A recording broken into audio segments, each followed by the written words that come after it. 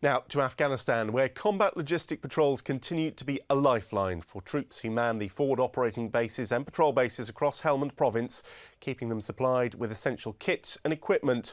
With missions lasting from a few hours to a number of days, the dispatch of the convoys are an important part of the military effort at Camp Bastion. 12 Logistic Support Regiment are the units that control the CLPs, and Cath Brazier joined them for an overnight patrol to the Burma district. Fueling the personnel, a top priority before getting on the road. A hearty meal, the latest security brief and 2 hours of vehicle and equipment checks are carried out before any patrol leaves Bastion. We've got to prep our trucks, make sure the load's secure, do radio checks, make sure our ECM works and our radios, and have SCOF, which is normally meatballs. Privates Michaella Barron and Zach Smart both drive EPLSs, enhanced palletised loading systems, essentially big lorries carrying big loads across Helmand's rough terrain. Especially at the moment with diversions off the route and that, you've got to concentrate on the camber of the road as you're coming off and keeping the wagon straight as you can. Leaving Bastion by road, the Padre comes to wave the convoy off, crossing each and every vehicle as it leaves the base. Despite CLPs being the heaviest armed formations that regularly cross Helmand province, they have been a constant target during this 11-year conflict. Potential risks still include small arms fire and IEDs on the main routes, which is why force protection vehicles are dotted throughout the convoy. In hours, there were around 60 vehicles carrying over 150 personnel. With these numbers, the convoy can stretch up to 3 kilometres in length and can take 15 to 20 minutes to pass one point. First stop, main operating base Price in the Nari Siraj district to pick up, amongst other things, a number of Danish tanks.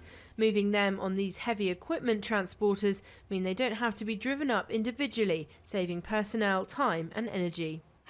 It's just gone 1 in the morning and we've arrived here at our final destination, Ouellette. Now, since we got here, there's been a hive of activity. Vehicles have been unloading and loading up stores. At times it can look a little chaotic, but on the contrary, it's a well-planned logistical operation. Quite a lot of planning does go into it. We've got someone who comes down in the morning of when the CLP arrives, sorts everything out, like what loads we're picking up and where the loads are getting dropped. And then when we come in, just got to unload as quick as we can and then load back up and go. Taught to drive through the army, both Michaella and Zach now handle some of the biggest vehicles available, and for 2 soldiers still in their teens, they do so with impressive ease. I like being around big machines, bit of petrol head. And this is your first tour to Afghan, so how are you enjoying it? Loving it.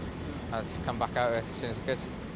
By the time we leave Ouellette, it's 3 in the morning. With the job done, we turn around and head back the way we came. Well, we always try and vary the times we leave so we don't set patterns, but depending on whether we have to move through one of the district centres, then we try and leave at times which avoid going through during the day when there's high amounts of civilians in there, so that we avoid any sort of friction between us and civilian traffic. After an 80-kilometre round trip lasting 14 hours, the troops arrive back at base. A couple more hours of cleaning up and packing down ahead of them. And with CLPs regularly moving out of Bastion every week, it won't be long before these troops are back on the road. Cath Brazier, Forces News, Afghanistan.